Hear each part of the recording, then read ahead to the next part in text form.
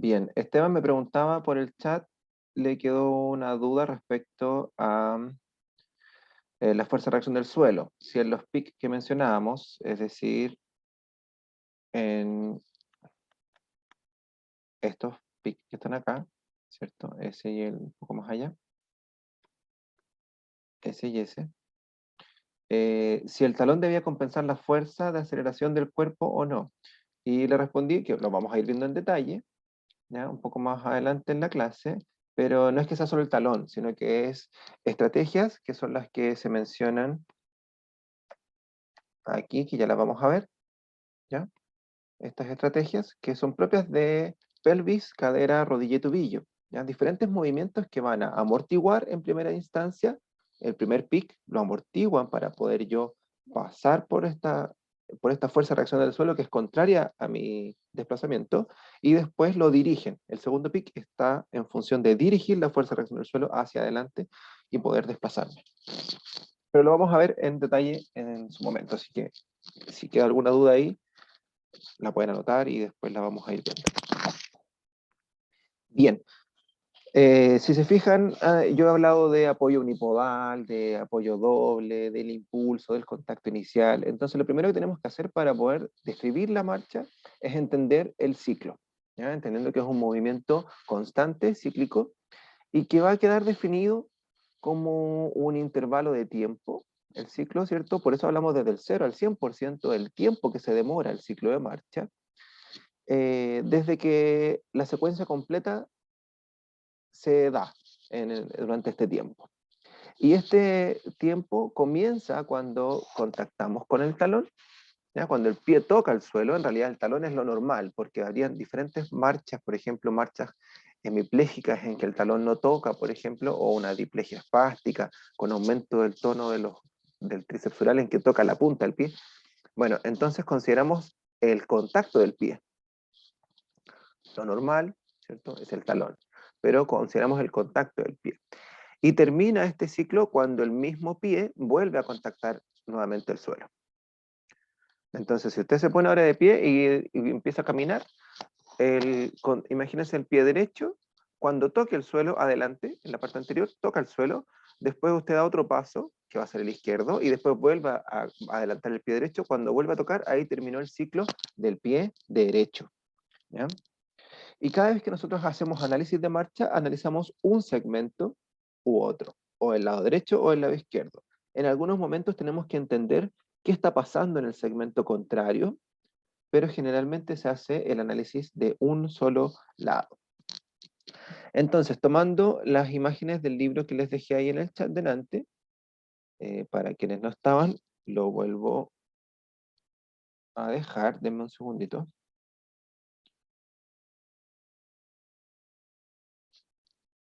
Para quienes no estaban, les vuelvo a dejar aquí en el chat la dirección hacia el libro.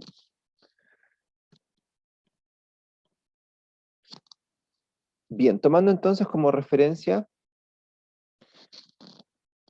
el libro Dinámico of Human Gait, que es el que acabo de dejar ahí, vamos a considerar las fases como se mencionan aquí, ¿ya? Aquí se está analizando la extremidad derecha. Ya voy ahí a marcar porque se tiende a confundir un poco.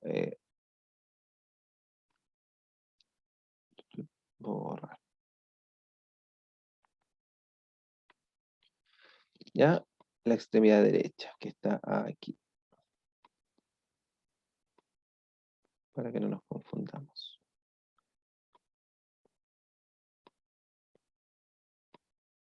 Entonces, si se fijan, comienza cuando contacta el suelo y termina cuando vuelve a contactar el suelo, ¿ya? Dentro de este ciclo, nosotros vamos a hacer una división de dos fases principales, y que es la primera separación que está acá. La fase de apoyo, o fase de contacto, o fase de stance. Rara vez mencionamos el stance, pero también es válido, ¿ya? Entonces la fase de stance, que sería igual al apoyo, y también sería igual al contacto. Y tenemos la fase de swing, o también llamada fase de balanceo. ¿Ya? El pie entonces contacta, y mientras esté tocando el suelo, le llamamos fase de contacto, fase de apoyo. ¿Ya? Apoyo generalmente es lo que se menciona. Y cuando deja de tocar el suelo, estamos en la fase de balanceo. ¿Ya? Aquí yo creo que todos y todas están haciendo recuerdo de la pregunta de la prueba, ¿cierto? Decía, analizamos a un sujeto, a un usuario, y durante la fase de apoyo o durante la fase de balanceo, ¿cierto? Ahí yo les traté de aclarar un poco la fase de balanceo cuando el pie está en el aire, porque sabía que no conocían las fases como tal. Bien, en estos dos momentos, ambos tienen dos objetivos, ambas fases tienen dos objetivos en particular. La fase de apoyo va a ser amortiguar y dirigir la fuerza de reacción del suelo, ¿ya? Para impulsarme, ¿cierto?, hacia al siguiente paso. Y la fase de balanceo, los movimientos que vamos a realizar aquí, el objetivo principal es despegar el pie del suelo, lo que llamamos clearance o despeje, ¿ya? El clearance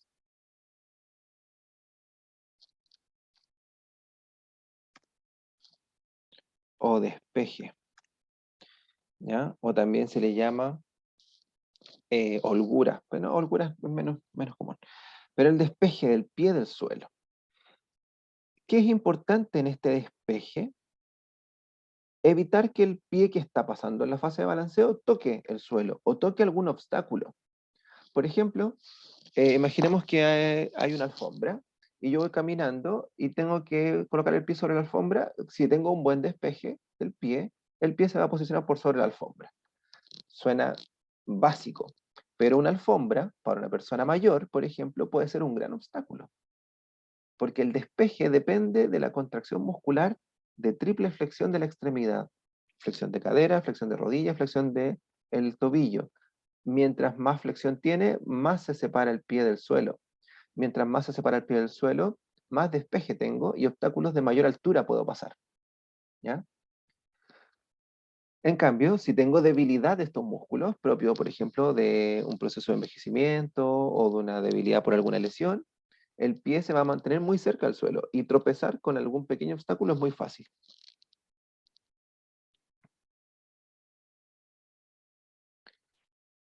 Durante la fase de apoyo, entonces, nosotros vamos a generar movimientos de nuestra extremidad que van en pos de amortiguar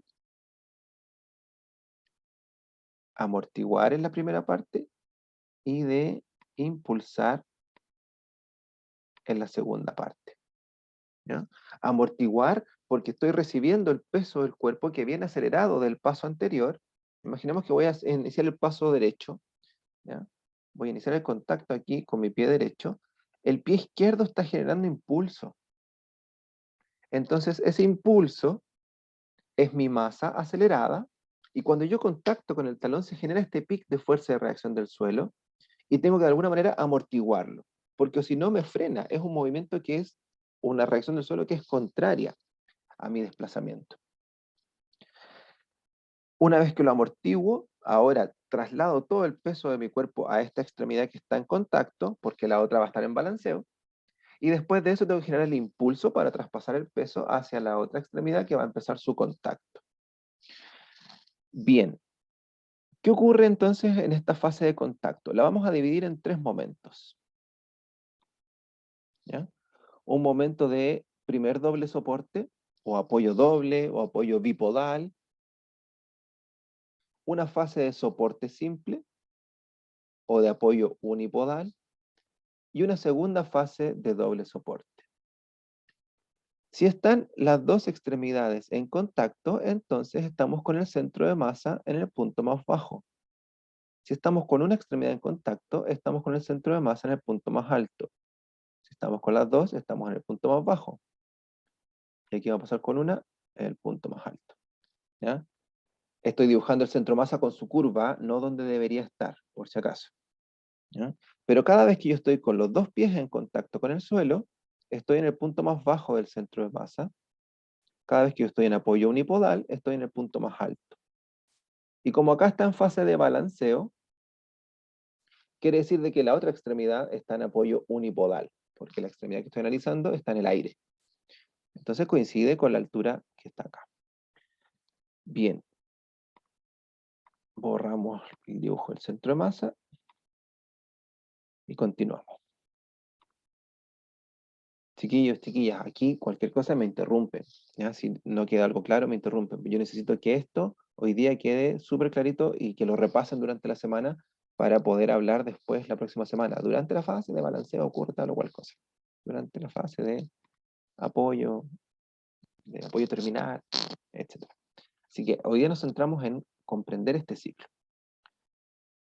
Bien, estaba diciendo que la fase de apoyo se divide en estos tres momentos: doble soporte, soporte simple y segundo doble soporte. Durante el primer doble soporte, entonces mi extremidad que está iniciando su ciclo tiene que amortiguar, ¿ya? Porque en este momento está recibiendo el peso del cuerpo que proviene de la extremidad contraria. Voy a dar el paso derecho, ¿cierto? Apoyo mi pie derecho y tengo que traspasar el peso del lado izquierdo hacia el pie derecho. Entonces mi pie derecho tiene que amortiguarlo. Luego de eso, una vez que recibo el peso completo, el centro de gravedad está en la nueva base de sustentación, que sería el pie derecho, soy capaz de levantar el otro pie, el pie izquierdo. Entonces me quedo en apoyo unipodal del pie derecho. La otra extremidad estaría en fase de balanceo. Pasa todo el peso corporal por esta extremidad y después de eso comienza el segundo doble soporte. En otras palabras, tengo que transferir el peso que estaba en este pie derecho hacia el nuevo paso izquierdo. Y tengo que impulsarme ahora hacia adelante. Durante este segundo doble soporte, entonces, ustedes comprenderán que es el primer doble soporte, pero del lado izquierdo. Los ciclos aquí se van alternando. Cuando comienza el doble soporte, segundo doble soporte, está comenzando el ciclo del lado izquierdo. De hecho, aquí tengo un dibujito. ¿Ya? Tenemos ahí el primer doble soporte. Aquí el doble soporte. Con negro, el pie que está en apoyo con el suelo. En blanco, el pie que está en el aire. Arriba está el lado izquierdo, abajo está el lado derecho. Aquí tenemos un doble soporte. Ambos pies están en contacto con el suelo. Aquí solo el pie izquierdo está en el aire, en el suelo, el pie derecho está en el aire. Aquí ambos pies están en el suelo. Entonces, si yo pienso en la definición del ciclo, aquí estaría iniciando el ciclo del pie derecho. Y acá estaría iniciando el ciclo el pie izquierdo, que termina aquí. Entonces, el segundo doble soporte se da aproximadamente al 50% del ciclo de marcha.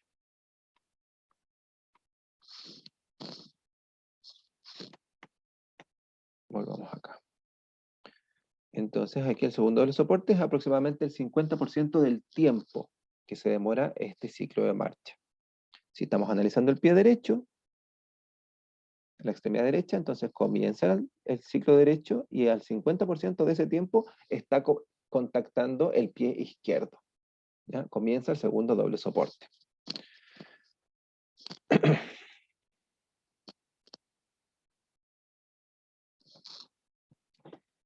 Bien. Dentro de las fases de balanceo, voy a borrar todo. Dentro de la fase de balanceo, la voy a describir quizás después. Tenemos tres momentos, pero ya voy por eso. Vamos por parte ahora hacia el apoyo. Disculpen la confusión. Tenemos entonces las dos fases principales, apoyo y balanceo. Dentro de la fase de apoyo, un momento de doble soporte, un momento de soporte simple, otro momento de doble soporte. Ahora vamos a ver las subfases, y que son los 8 hitos de la marcha que los tienen que conocer y manejar al revés y al derecho. Desde hoy día, no es que yo lo quiera, sí, pero a todos nos ha pasado cuando estudiamos kinesiología y llegamos a este momento del ciclo de marcha. Desde hoy día, probablemente usted cada vez que camine durante estas primeras semanas, le voy a pedir que haga el ejercicio de identificar en qué momentos del ciclo de marcha están sus extremidades. O que miren a otras personas caminar y que logren identificar los diferentes hitos del ciclo de marcha. ¿Ya? Es la única forma, chiquillos, que tenemos de empezar a afinar el ojo clínico de determinar si una marcha es normal o tiene alguna alteración. Quiero que se fijen en la variedad de formas de caminar que existen, pero todas cumplen con estos 8 hitos. Y cuando no existe alguno es porque alguna alteración existe. ¿Ya? Recuerden el concepto de variabilidad que les tiene que haber mencionado el profesor David en algún momento, ¿cierto? Nuestros movimientos son variables, pero siguen un patrón. Y en este caso el patrón está dado por estos 8 hitos. El primero de ellos se le llama contacto inicial. También se le llama heel contact, contacto de talón. ¿Ya? El heel contact, heel, perdón. Ahí sí, me quedó como infierno la otra vez, como hell. Heel, ¿ya? Heel contact. Contacto inicial, que corresponde al momento en que el pie toca el suelo. ¿Ya? Un momento muy cortito entre que toca el suelo. Contacto de talón, porque lo primero que contacta normalmente es el talón. Luego de eso, como comienza este doble soporte con el contacto inicial, dijimos que en este doble soporte tenía que generarse un efecto de amortiguación. Entonces pasamos al siguiente hito que le vamos a llamar respuesta a la carga. Loading response, respuesta a la carga. También se le conoce como foot flat, es decir, pie plano. Y se caracteriza porque el pie ahora está en contacto completo con la superficie. Al principio contactaba solo el talón, pero recibiendo el peso corporal, el pie ahora se adapta a la superficie. Una vez que el pie se adapta a la superficie, ya es capaz de recibir el peso corporal completo. Entonces pasamos a la etapa de apoyo unipodal, dentro del cual vamos a reconocer un momento que se llama punto medio de apoyo, o mid stance, apoyo medio. ¿Ya? Punto medio de apoyo, o apoyo medio, da lo mismo como lo mencioné. O mid stance. ¿Ya? Este punto medio de apoyo se caracteriza porque la extremidad está en línea. Está en línea. ¿Ya? Estamos verticales. En este punto medio de apoyo, el centro de masa está en su punto más alto. Si volvemos al gráfico que vimos delante, estaríamos aquí, punto medio de apoyo. En este punto de medio de apoyo también estamos cercanos al peso corporal, el valor del peso corporal que está aquí, en el valle de esta curva.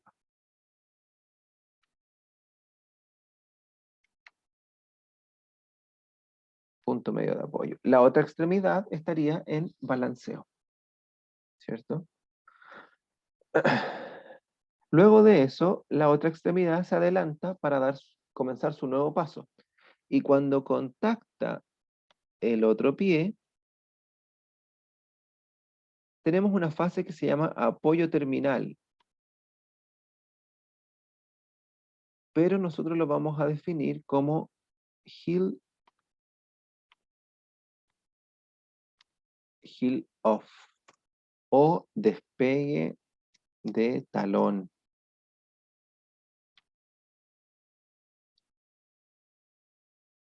Despegue de talón, ahí sí. El heel off, heel significa talón, ¿cierto? Despego el talón. Esta es la primera parte donde comienza el impulso. Para pasar a la siguiente etapa, consideremos esto, el pie se empieza a despegar el talón, el otro pie recién contactó. ¿Qué pasa con el otro pie? Está en contacto inicial. Tiene que pasar ahora a la respuesta a la carga. Mientras pasa la respuesta a la carga, yo estoy generando el impulso con mi extremidad contraria. Y esta etapa, que se le llama prebalanceo, también se conoce como toe off o despegue de dedos. El toe off. Este toe off se da, ¿cierto? Por contracción muscular del sóleo, de los gastrocnemios, y genera el impulso hacia el otro pie.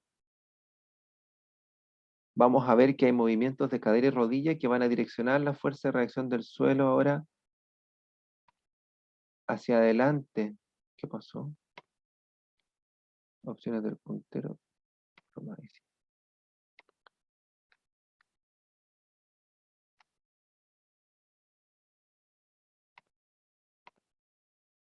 Van a generar la fuerza de reacción del suelo ahora hacia adelante. Y eso me impulsa.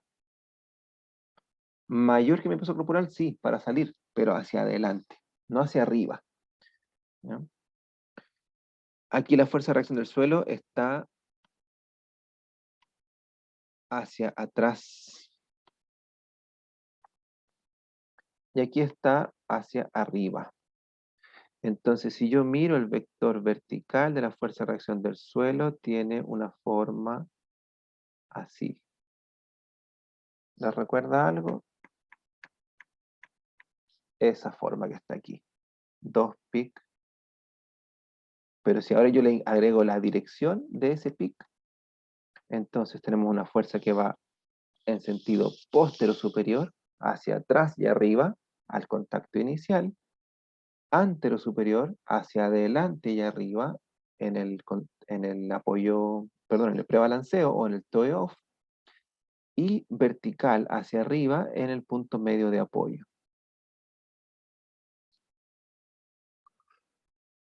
Claro, la Melanie me pregunta, profe, entonces el pie izquierdo iniciaría su ciclo en el despegue de talón del pie derecho, exactamente.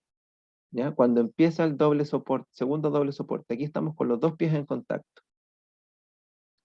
Aquí también estamos con los dos pies en contacto. ¿Ya? Pero aquí es cuando comienza el pie derecho, y aquí es cuando el pie derecho le traspasa al pie izquierdo la carga. Bien, una vez que le traspasa la carga, y ahora el pie izquierdo puede soportar el peso, nuestro pie que estamos analizando pasa a la fase de balanceo, que se divide en tres: balanceo inicial, balanceo medio, balanceo final. Cosas importantes en el balanceo inicial es cuando, como esto es un péndulo, voy a cambiar el color del plumón, ahí sí. Como esto es un péndulo, balanceo inicial es cuando el pie está balanceando hacia adelante, ¿cierto? Hasta llegar al punto en que la tibia se encuentra vertical al suelo. Balanceo inicial. Balanceo medio cuando la tibia es vertical al suelo. Y balanceo final cuando el péndulo va ascendiendo.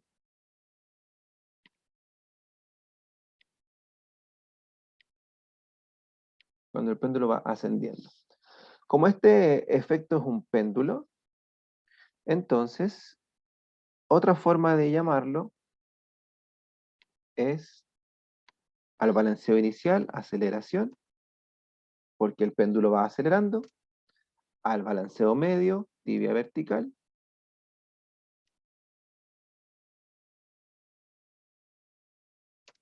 y al balanceo final, desaceleración.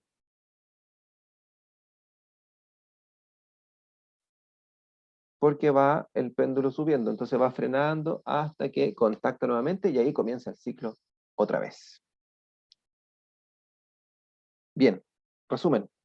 Dos momentos importantes, el apoyo y el balanceo. En el apoyo tenemos tres momentos: doble soporte, donde se recibe la carga; soporte simple, donde se soporta la carga; segundo doble soporte, donde se entrega la carga. Carga entendida como peso corporal. Dentro de la fase de apoyo vamos a encontrar el contacto inicial, cuando se inicia el contacto de talón. Después de eso, el amortiguar, donde respondemos a la carga, o respuesta a la carga, o foot flat, porque el pie está plano en el suelo. Pasamos al punto medio de apoyo, cuando la fuerza de reacción del suelo se encuentra vertical y los segmentos están alineados entre sí. Después tenemos el heel off, o apoyo terminal, cuando se está contactando con el pie contrario y tengo que empezar a entregar el peso corporal. Y después tenemos la fase de toe off. Entre el heel off y el toe off se genera el impulso de la marcha. Entre el contacto inicial y la respuesta a la carga se genera la amortiguación. Después tenemos la fase de balanceo, ¿cierto? Con balanceo inicial cuando el pie está acelerando por este péndulo, balanceo medio cuando la tibia pasa vertical al piso, y balanceo terminal cuando la tibia desacelera el péndulo y ahora empieza a punto de contactar y se prepara para el nuevo ciclo de marcha. Perdón, le mandé solamente a Esteban en el chat, no sé por qué me coloca aquí. A Esteban le mandé los nombres de aceleración, tibia vertical y desaceleración, producto de las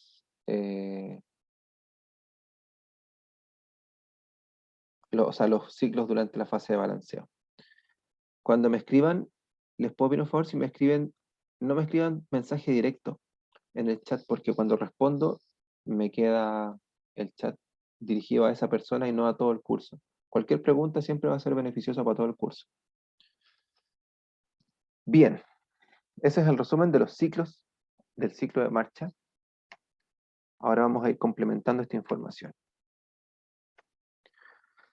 Aquí está la información con los nombres que se reciben, ¿cierto?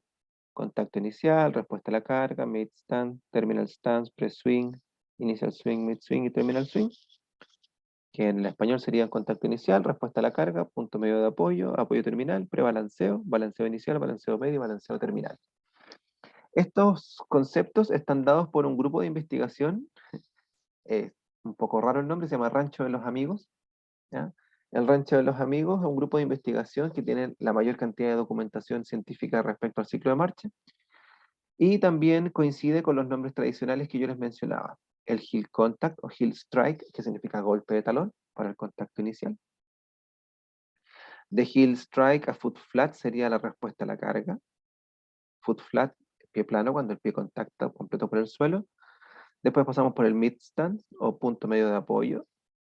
Después pasamos al heel off, que sería el despegue del talón. Después pasamos al toe off, que sería el despegue de los dedos. Toe es dedos.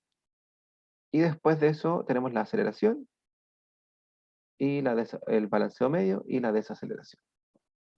Son diferentes nombres que se reciben para los mismos eventos. Si nosotros miramos en términos temporales, ¿cierto? El ciclo está graficado aquí, esquematizado como un círculo, porque un ciclo cíclico, ¿cierto?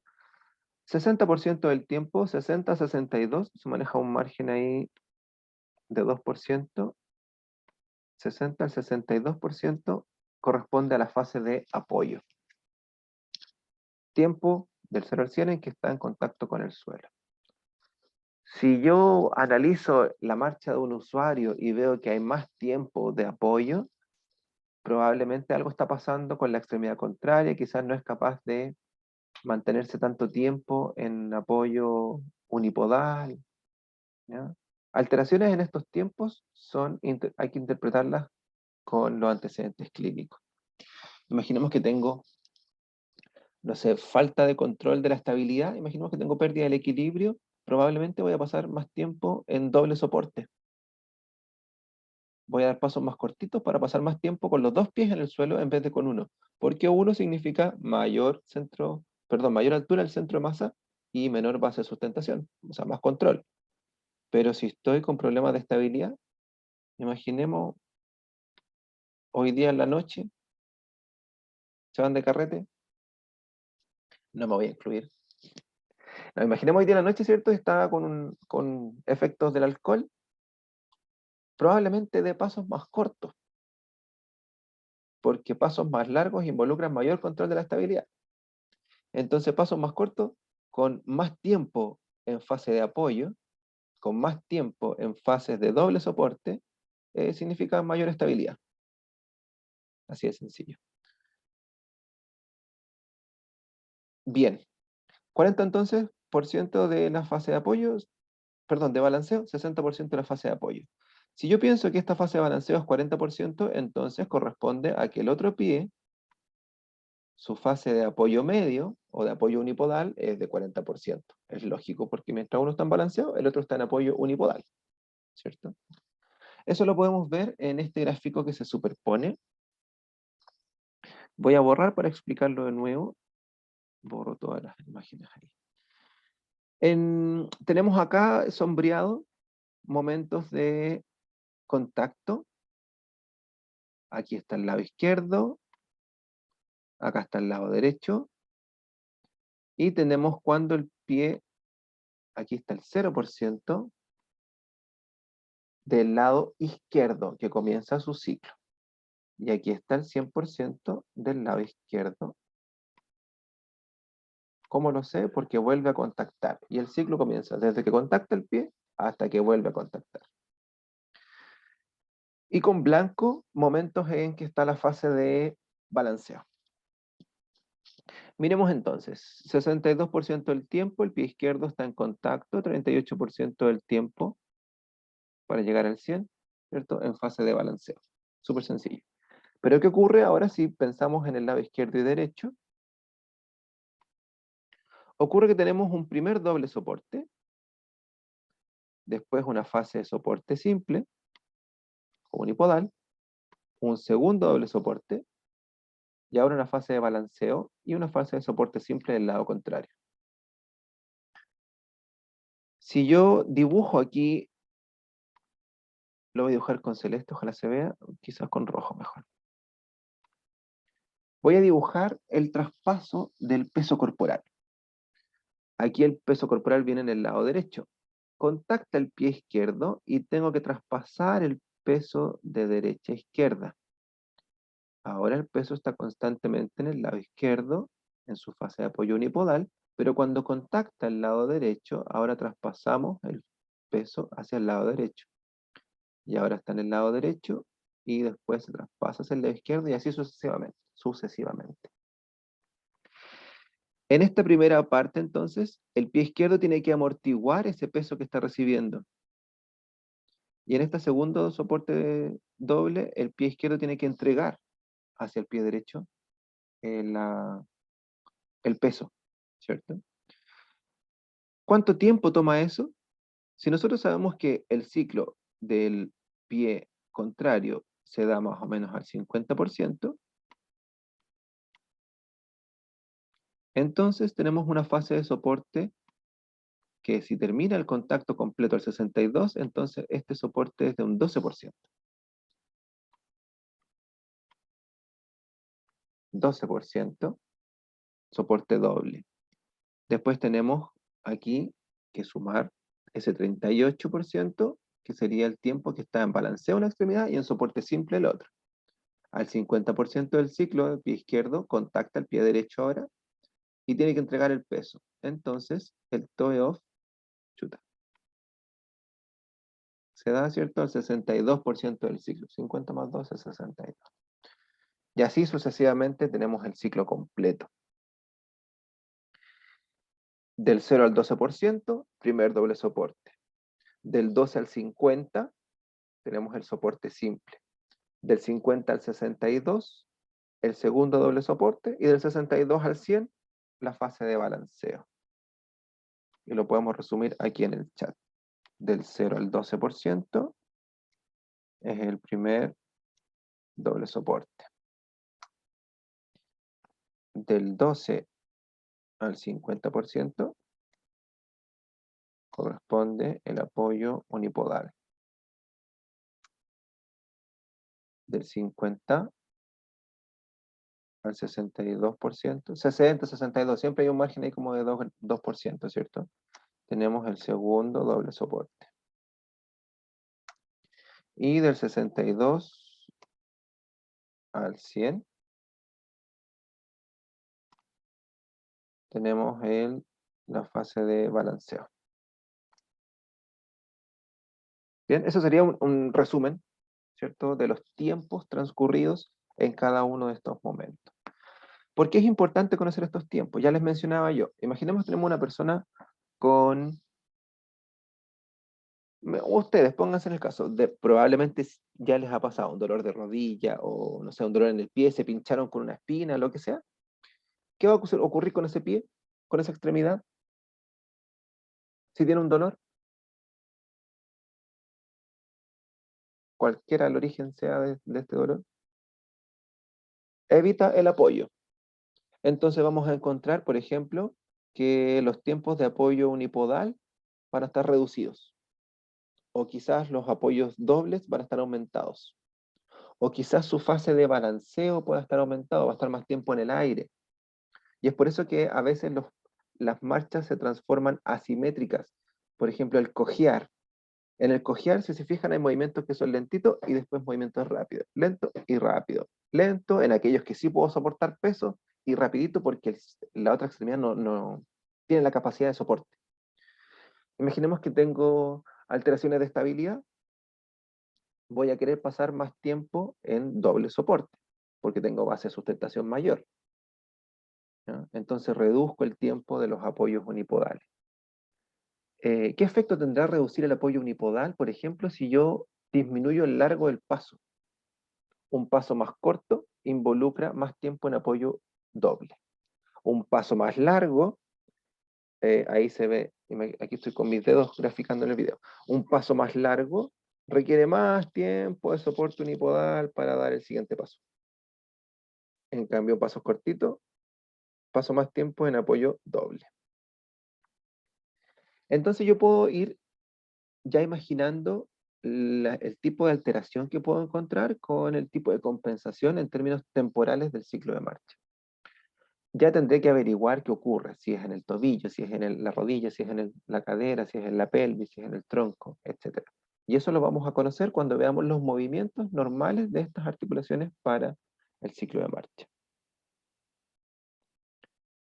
Bien. Bueno, si miramos el gráfico que está aquí abajo, es exactamente lo mismo que yo acabo de mencionar, los momentos de doble soporte, los momentos de soporte simple y el tiempo que transcurre en cada uno de las fases que estamos mencionando. Entonces, el contacto inicial se da en el 50% del ciclo de la extremidad contraria. Es el inicio del ciclo para la extremidad que analizamos, pero es el 50% del ciclo de la extremidad contraria. Por ejemplo, el toe-off, que se da al 62%, cuando yo empiezo a acelerar el ciclo, se reduce el tiempo de apoyo. Y si acelero más aún, pasamos de tener momentos de doble contacto durante la marcha, dos pies en contacto con el suelo, acelerando, acelerando, acelerando, y llego a correr, durante la carrera ya no tengo dos tiempos de doble contacto. En ningún momento pasan los dos pies en el suelo cuando voy corriendo, sino que hay momentos en que ambos pies están en el aire. Paso de dos fases de doble contacto a fases de doble flotación o de doble balanceo, en la medida que yo aumento la velocidad de la marcha y paso ahora al trote o a la carrera. ¿Ya? Lo que obviamente va a variar las estrategias de movimiento.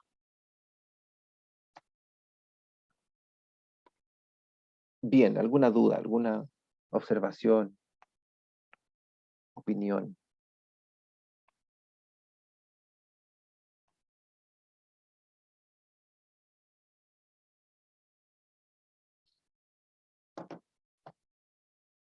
Avancemos entonces. Ya, esto es exactamente lo mismo, ¿cierto? Bueno, lo van a tener en la clase ahí para que después lo vean. Es solamente una superposición de los nombres con la terminología que estamos viendo, con la terminología tradicional. Si me preguntan a mí, esto va a servir solamente para enredarse un poco más, por eso no quiero profundizar aquí en la clase, pero es solamente ver en qué momento ocurre con la otra terminología, ¿ya?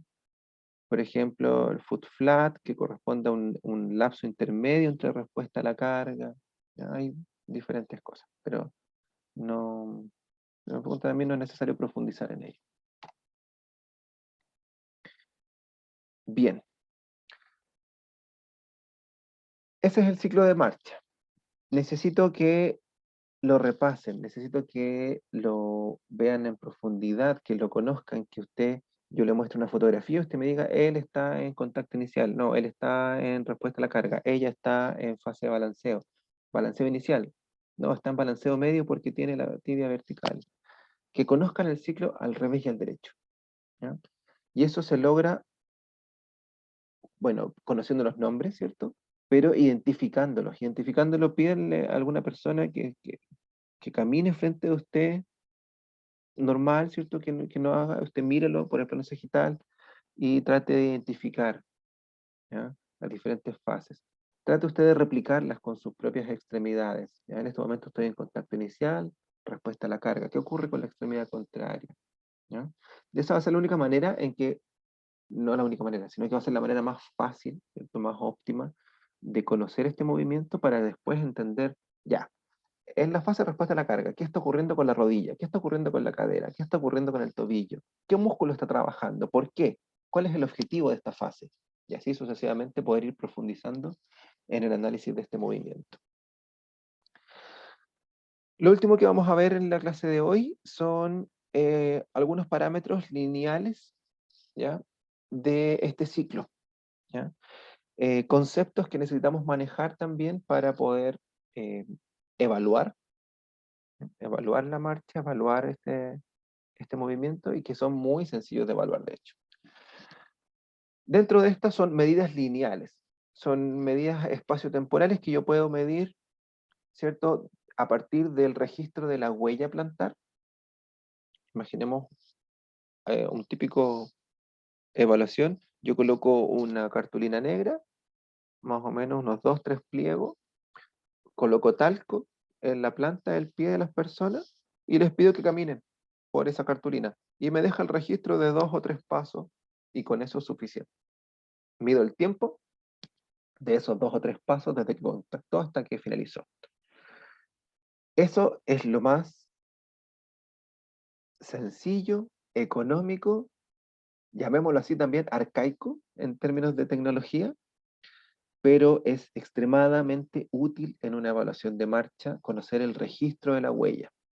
No solo porque puedo ver la carga que se genera, si es más en el antepié, retropié, medio pie, si es que están todos los segmentos contactando o no, sino que también me permite a mí evaluar condiciones que también puedo interpretar desde el punto de vista clínico.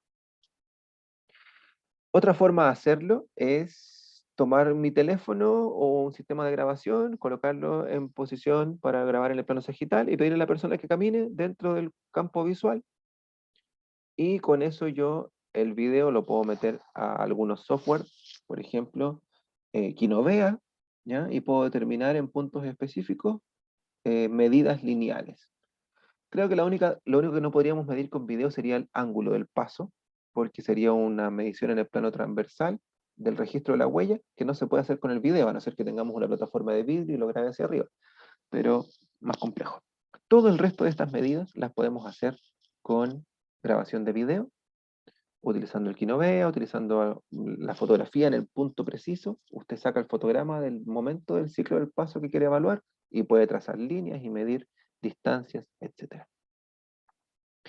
Bien, ¿cuáles son estas medidas y que son súper importantes? Y les voy a dejar eh, una pequeña tarea respecto a esto. Cadencia. ¿Qué entendemos por cadencia? Primero me gustaría escuchar qué entienden ustedes por cadencia.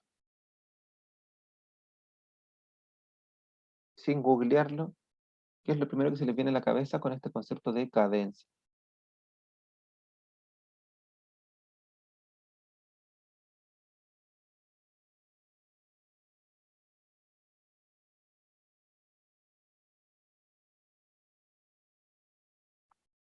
¿Nadie lo ha escuchado?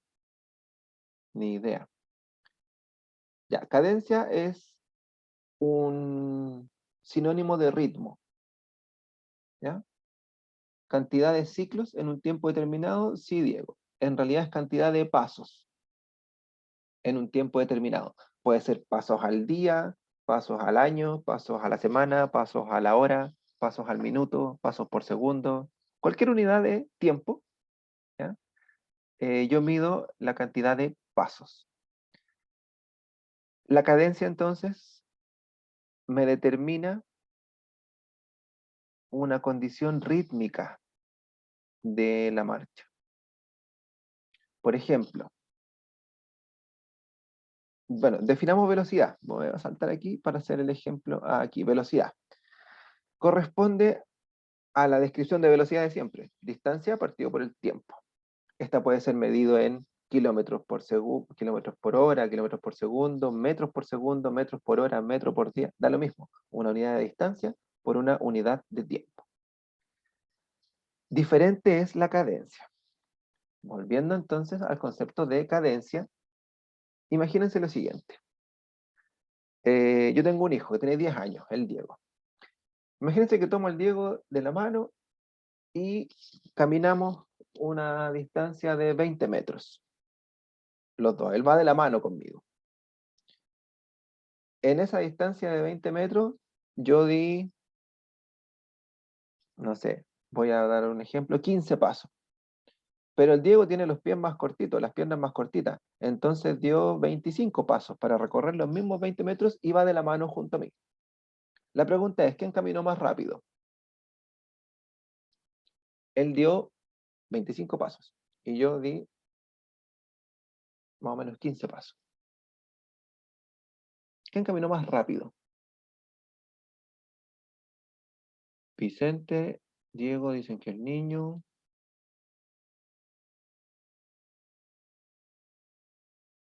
Ya, el Vicente y el Diego, que son los que dos que contestaron, cayeron en la trampa que le acabo de hacer. ¿Profe? Dígame, ¿quién me está hablando? Christopher. Christopher. La velocidad es la misma, La porque recorre la velocidad es misma la vez. distancia en el mismo tiempo. Exactamente, la velocidad es la misma. Porque yo les dije que iba de mi mano. Recorrimos la misma distancia en el mismo tiempo. Lo que cambia es la cadencia.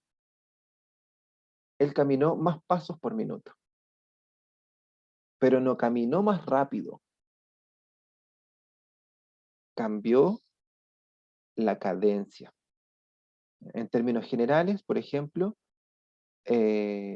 para poder recorrer más distancia en menor tiempo, yo tengo que alargar el largo del paso. Y eso lo logro con segmentos más largos. Entonces, para que vayan trabajando al tiro, les voy a dejar la siguiente tarea. Y con lo que yo acabo de mencionar ya pueden empezar a hacer la comparación. Vamos a hacer una tarea formativa, obviamente lo vamos a discutir la próxima clase. Para estos términos, cadencia, longitud de paso, cadencia, longitud de paso y zancada, ángulo, ancho de paso y velocidad.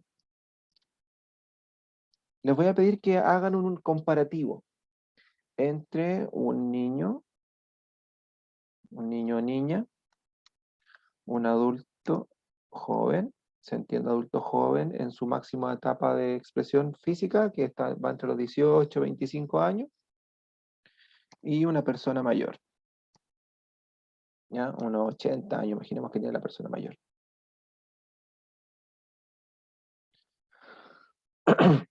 ¿Ya?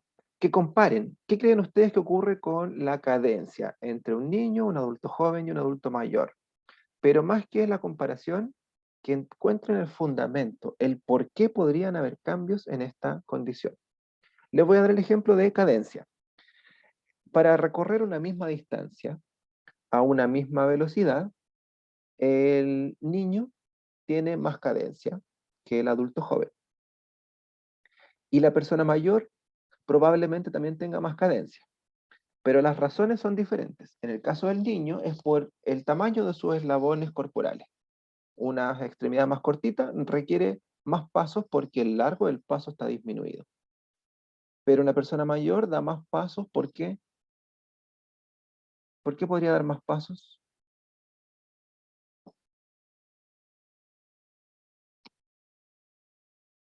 Tírense una idea cualquiera. ¿Por qué podría dar más pasos una persona mayor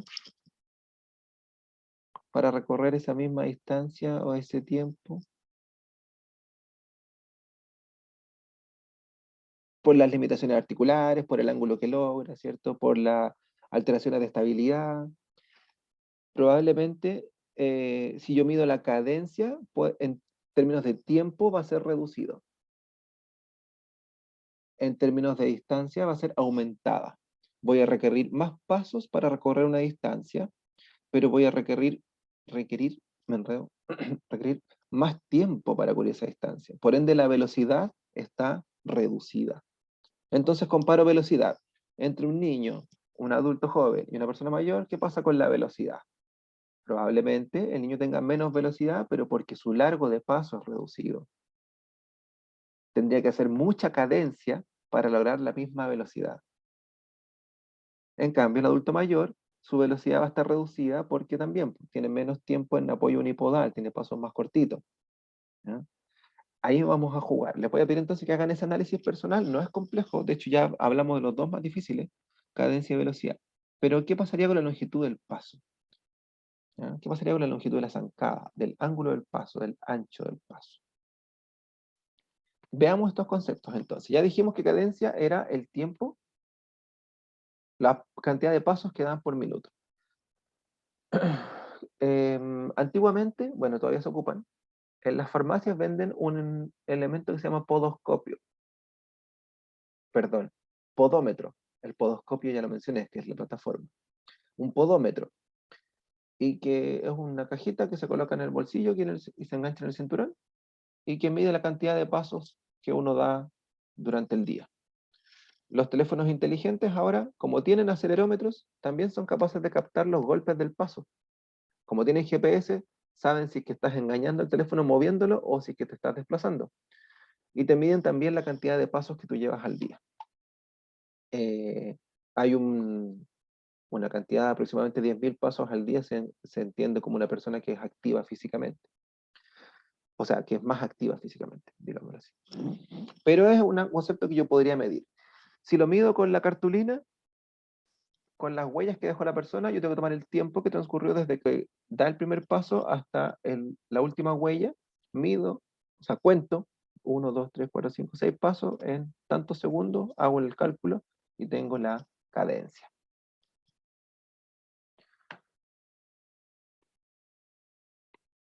Largo del paso. ¿Por qué no avanza esto?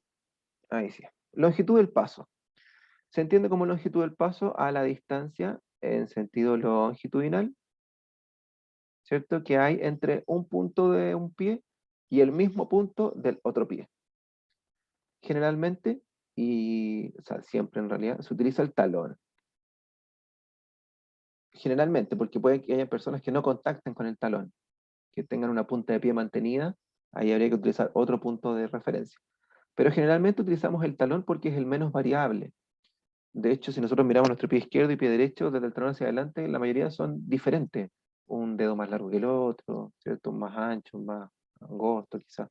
Hay cambios en la conformación anatómica del pie, entonces el talón es el que menos varía.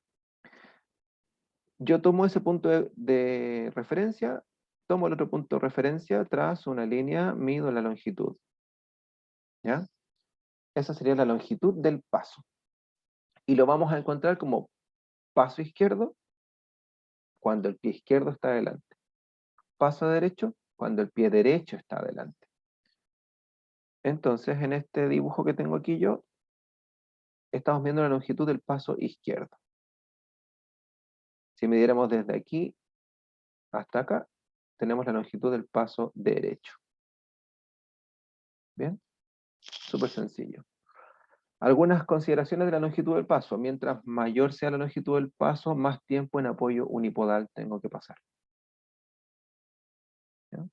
Mayor control de la estabilidad necesito. Mayor capacidad de soporte estructural necesita esa extremidad para un paso más largo.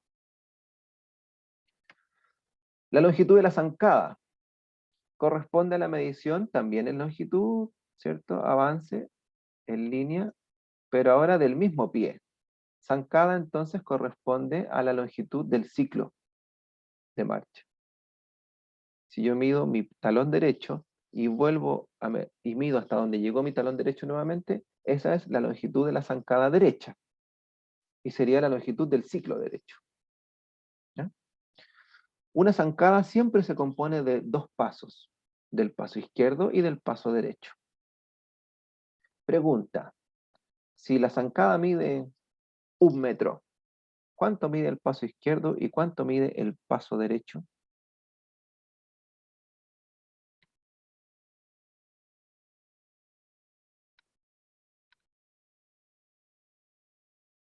Si una zancada mide 1 metro y yo sé que está compuesta por un paso derecho y por un paso izquierdo, ¿cuánto medirá? Estoy dando 1 metro como ejemplo. No hay un rango de normalidad para este tipo de valor. Catalina dice 50 centímetros. ¿Quién más la apoya? Pueden reaccionar ahí levantando sus manos nomás.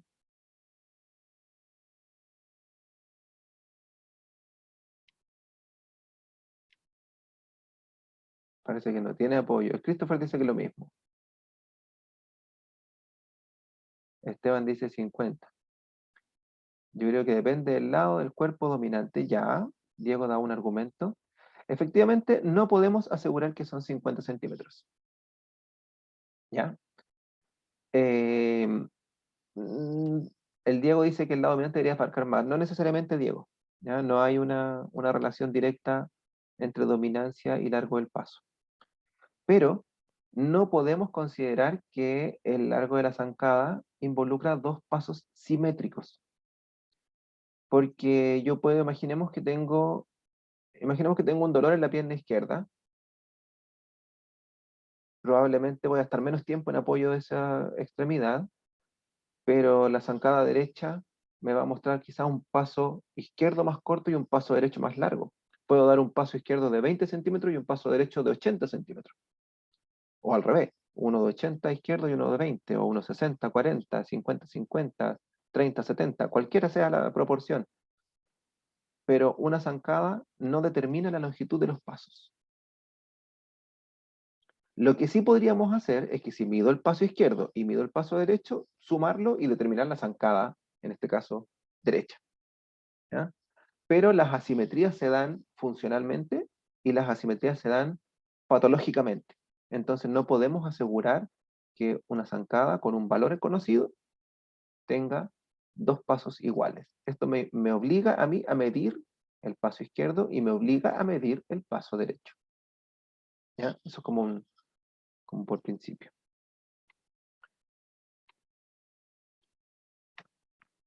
Bien. El ángulo del paso. El ángulo del paso corresponde a una línea, ¿cierto? Al ángulo que forma una línea imaginaria que va por el centro de nuestros pies, que le llamamos línea de progresión de marcha, y una línea que va desde el talón hasta el segundo ortejo. Entonces una línea por el centro del pie, talón al segundo ortejo, y se compara la línea con esta línea de progresión de marcha. Aproximadamente este ángulo son 15 grados de desviación hacia externo. Tenemos la posibilidad de caminar con menos de 15 grados y le llamamos marcha en paralela, o en el inglés que se le conoce heel to toe, es decir, marcha del talón al dedo, porque generalmente como son paralelas se golpean entre sí los pies cuando van pasando. Uno, si evalúa la zapatilla, el calzado de la persona que tiene marcha paralela, están gastados en la zona del metatarso, porque pasan a rozar constantemente con el talón. Eso es una marcha paralela. Podemos incluso tener marcha invertida, en que el ángulo es inverso, que el pie está inclinado hacia adentro. Disculpen esas líneas que salen hacia el lado, no sé cómo controlarlas con mi mouse. Pero el pie puede estar hacia adentro, es decir, un ángulo invertido. Imaginemos una persona con rotación interna de cadera, una persona con aumento del tono muscular de los aductores, ¿ya? Por ejemplo, una diplegia espástica, como una patología neurológica que se caracteriza por rotación interna. Los pies caminan en arco invertido. Por otra parte, tenemos el contrario, un pie arqueado, ¿ya? Y ese pie arqueado, que algunas personas vulgarmente le dicen 10 para las 2 por los relojes, ¿cierto? 10 para las 2, Chaplin, que es como casi un cuarto para las 3. ¿Ya? Pie arqueado, los pies con mucho ángulo. Tienen diferentes razones. Por ejemplo, un pie arqueado se da con rotación externa de cadera. Un signo súper clásico de personas con artrosis de cadera es la rotación externa de cadera, porque tiene más contacto la cabeza femoral con el cartílago del cótilo, del acetábulo. Y mientras más área de contacto, la fuerza se distribuye en mayor zona, por ende menos presión. Si tengo artrosis y tengo menos contacto, menos área, más presión, más daño del cartílago. Entonces, una compensación de la artrosis de cadera es la rotación externa y se caracteriza por pies más arqueados al momento de caminar. Este ángulo está relacionado con dos condiciones. Una, estructural, y que coincide con el ángulo de la articulación subastragalina. Pónganme atención acá. No sé si alguien lo recuerda, ojalá que sí, porque fue contenido que vieron hace muy poquito. La articulación subastragalina tiene una orientación de 15 grados hacia interno respecto al pie. Imaginemos el pie izquierdo. La articulación está orientada 15 grados hacia la derecha, ¿ya? Hacia interno. Cuando el pie izquierdo yo lo posiciono 15 grados hacia afuera, la articulación queda en línea recta hacia adelante, que es el sentido en el cual se transmite la fuerza mientras estoy caminando. Entonces, si la articulación está angulada en 15 grados hacia adentro, imaginemos que está la cara articular, mi mano izquierda, cuando yo giro el pie 15 grados hacia afuera, la articulación queda en línea con el desplazamiento anterior. Entonces es capaz de moverse y de hacer esos pequeños desplazamientos subastragalinos en el mismo sentido que recibe la fuerza. Esa es una de las razones anatómicas del por qué caminamos con los pies aproximadamente en esta graduación. Y la segunda razón es, llamémosla así, mecánica para la estabilidad. La clase pasada yo les mencionaba que somos más estables cuando tenemos más base de sustentación en el mismo sentido que se recibe la fuerza, ¿cierto? Si yo estoy con un pie adelante y el otro, soy muy estable en sentido anteroposterior. Si estoy con un pie al lado que el otro, soy muy estable en sentido lateral. Mientras más base de sustentación tenga en el sentido que se recibe la fuerza, más estable se es. Entonces, cuando yo estoy caminando, traspaso el peso de una extremidad a otra. Imaginemos que estoy traspasando desde el pie izquierdo hacia el pie derecho. Al mismo tiempo que me desplazo hacia adelante, me desplazo hacia el lado, en este caso hacia el lado derecho, para el ejemplo que estoy dando. Entonces, yo necesito el pie que reciba la fuerza en sentido anterior, pero también en sentido lateral. Entonces lo giro levemente 15 grados hacia afuera para ampliar la base de sustentación en la misma orientación que se está recibiendo la fuerza, o el peso corporal en este caso. Si yo tengo los pies en paralelo, perfecto, doy el paso, ¿cierto? Los pies muy en paralelo, doy el paso, tengo reducida la base de sustentación en el sentido medio lateral. Doy el paso hacia adelante, no tengo ningún problema, pero como tengo que entregar de izquierda a derecha, tiendo a caer en sentido medio lateral porque la base de sustentación es menor en esa orientación. Si me voy al ejemplo contrario ahora, a una marcha arqueada, tengo los pies muy rotados hacia afuera. En sentido medio lateral, ni un problema. Cuando haga el traspaso de izquierda a derecha, ni un problema. Pero también tengo que soportar el movimiento de atrás hacia adelante. Y si tengo los pies muy arqueados, reduzco la base de sustentación en sentido anteroposterior. Entonces, cualquiera de estas dos marchas, la marcha en paralelo o la marcha arqueada, una reduce la base de sustentación en sentido medio lateral y la otra reduce la base de sustentación en sentido anteroposterior.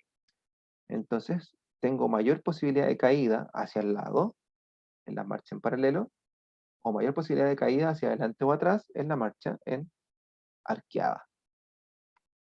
Si a eso le sumo que estas compensaciones se dan por condiciones estructurales, por condiciones de control motor, neurológico, ¿cierto?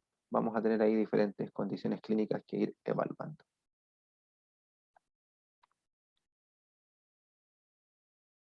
Bien, el ancho del paso.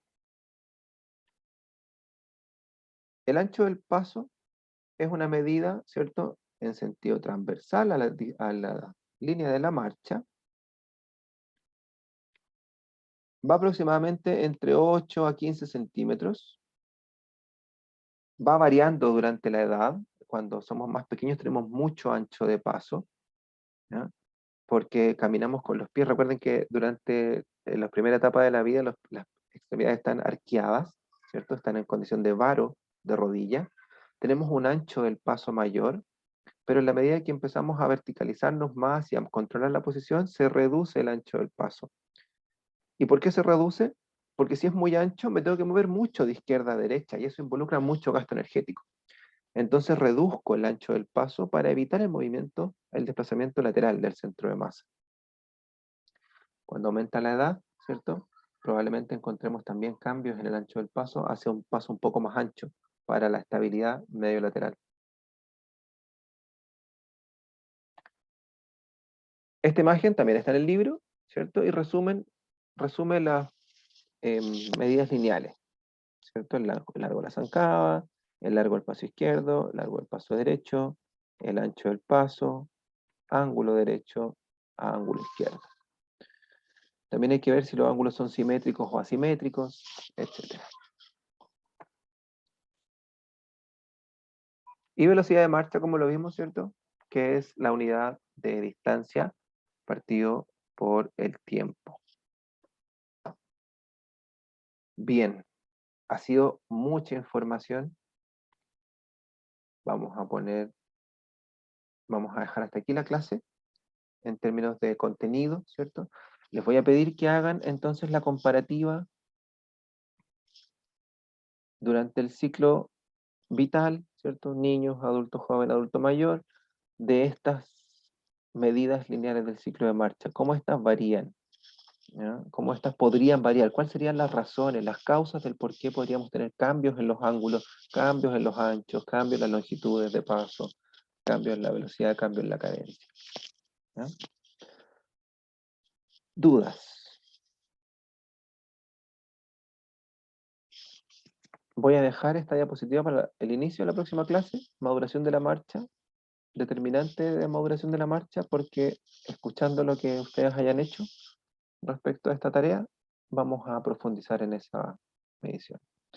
Y la próxima clase lo que vamos a ver también son las curvas de movilidad de cada uno de los segmentos de la extremidad inferior durante este ciclo. ¿Dudas, chiquillos? ¿Algún comentario? ¿Alguna? Ok, poquitos conectados, no había visto. Solo 11.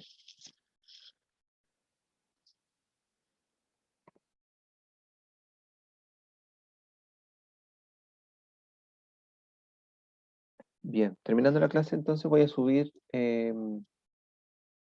las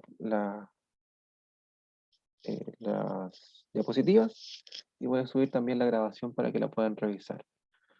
Repasen ciclo de marcha, cada uno de ellos para la próxima clase poder hablar como contenido ya conocido, ¿cierto? Para ir avanzando en eso. Que tengan buen fin de semana, buena semana, buen retorno a todo este proceso ya que ya retoman por completo sus actividades. Igual ustedes que estén muy bien. Gracias, profe. Cuídese. Nos vemos la Igual, otra semana. nos vemos. Muy bien, cuídese.